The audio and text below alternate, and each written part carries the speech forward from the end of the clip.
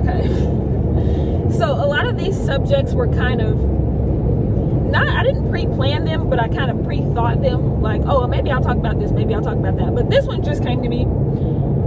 And it's going to be called Race Against Time. And you'll hear me talk about myself a lot just in these few clips, because everything I know, obviously I had to learn myself, so it's easier to talk about it that way. But this morning, if you all don't know, because I don't know how I'm going to clip these videos together, I'm traveling right now from Lexington,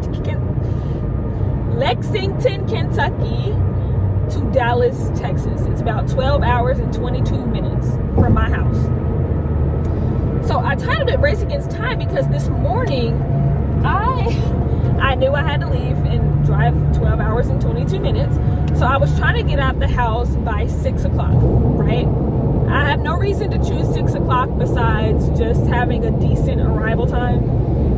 And so I had overslept because my alarm was set to a time that I did not set it to, or I didn't mean to set it to. It was set to PM, not AM. So I overslept. And so I didn't get out of the house and on the actual road until 7:30 because I had to go get certain stuff like ice for my food that needs to be cold.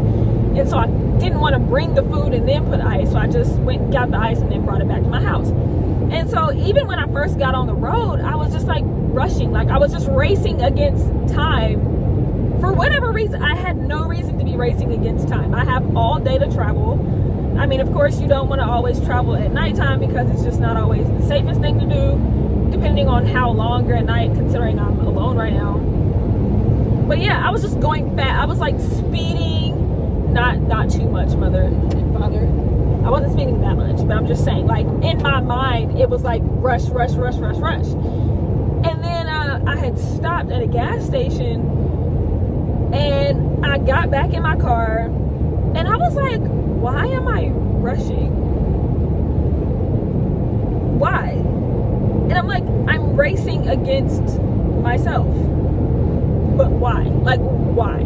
I have no reason to. I have all day to do what I need to do to get to my destination. And so I think a lot of people do the same thing in just life, me included, where we feel like we're racing against something. Maybe it could be another person or a family member who you think might be farther ahead than you, or you know, you just feel like you're behind in the pack. And here's the deal, you're not racing against anyone. I mean, we are running a race, and we're trying to get to the end, salvation, to you know, be in the kingdom. But ultimately, we're not racing against anybody or anything. The goal is to get there. And if you have breath in your body, then you have a chance to get to the end.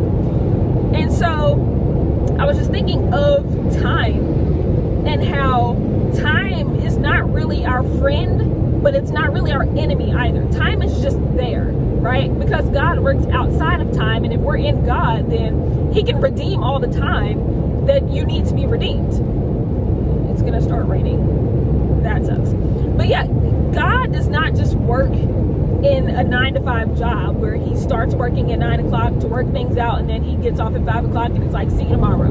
No, He does not work in this time. So any time that needs to be redeemed, He can do that. And so that got me thinking, by the time I land in Dallas, it'll be like, it'll be like 7:12. My map won't change, but it'll be like 7:12 in Dallas. However, it'll be 8 o'clock in Kentucky, in Lexington, because Kentucky has Eastern Standard Time and Central Time, depending on where you are. So I live in Eastern Time, and I'm traveling to Central Time. And so I keep forgetting that I gain an hour. And so I'm like, 8 o'clock, wow, oh my gosh, it's like, that's just so late. Actually, it'd be like 7. With no stops, it'd be like 7 o'clock. With stops, it'd be like 8. And so I was like, wow, like 8 o'clock is, you know, it's kind of late. Like, I didn't really want to be traveling that late. And then I was thinking, like, I'm going to Central Time. Like, I have a whole hour going back where I'm not having to travel so long in the dark. And so that just got me thinking, like, and I mean, Kentucky being on Eastern time, Dallas being on Central time, that's a fact. I mean, I'm not saying God like changed the time for me, but I'm just saying how time can be redeemed. And you're not racing against people, you're not racing against time itself, but as long as you're in, as long as you're in the will of God, right? You're doing what he's telling you to do, you're moving when he's telling you to move, you're doing the things that he's telling you to do, talking to the people he needs you to talk to, doing the ministry that he's called you to do. You're not racing against physical time. You know, whether you're 50 years old or whether you're 5 years old, the time that you have in your life to do what you need to do is your time. And the time that somebody else has in their life to do what they need to do is their time. Don't race against them. Or don't feel like you have to race against them just because somebody might have started ministry earlier than you did, or somebody may have made a big move in life, got married, or had kids at a certain age. You don't have to do that, because this is not a race against them. If God has kids for you and you're married and you want to start a family at a certain age, or whatever the case may be, you know, you go to God for that. You don't have to have a kid because your friend had a kid. You don't have to get married because your neighbor got married, or like your church family member got married. No, you're on God's time, and God's time does not always have to go with like our physical sense of day and time. Does that make sense? Does that make sense? I think it makes sense. Anyway, it is 11:07 right now. I'm somewhere in Tennessee, so time for me has gone back already.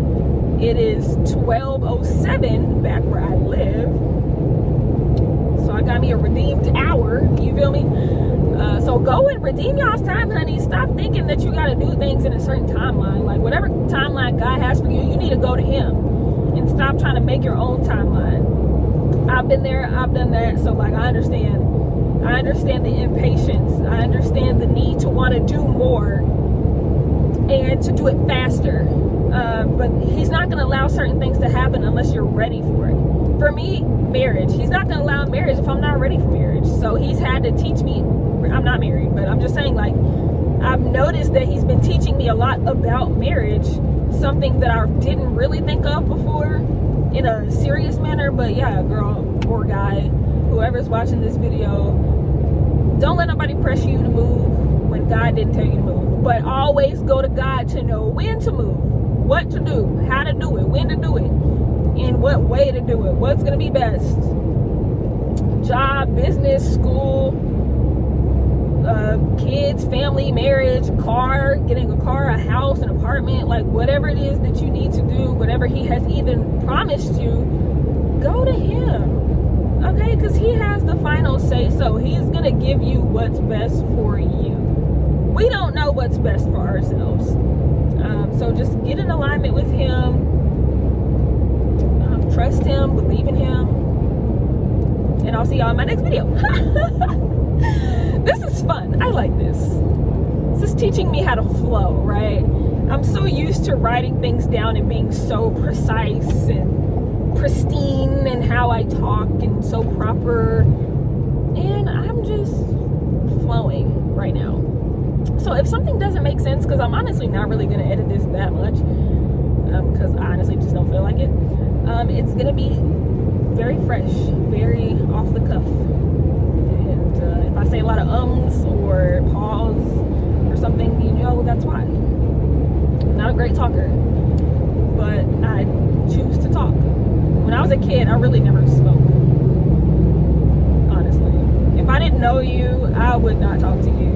I would just hide behind my mom's skirt, because she wore these big old long skirts, and I would just hide until you went away, or until we walked away, and that was it. That was the end. I didn't like people. I didn't like talking to people. I was so shy. And now, you can't get me to shut up.